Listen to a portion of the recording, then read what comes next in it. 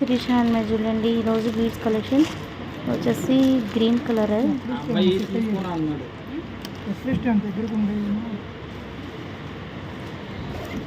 హరిగారు ఇది 12/16గా.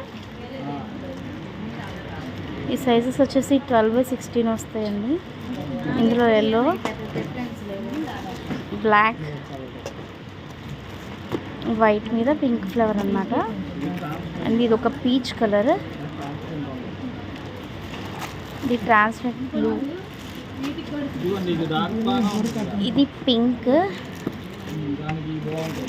రెడ్, ఇది ఒక ఆరెంజ్ కలర్ వస్తుందండి. ఇది వచ్చేసి రెడ్ కలర్, బ్లాక్,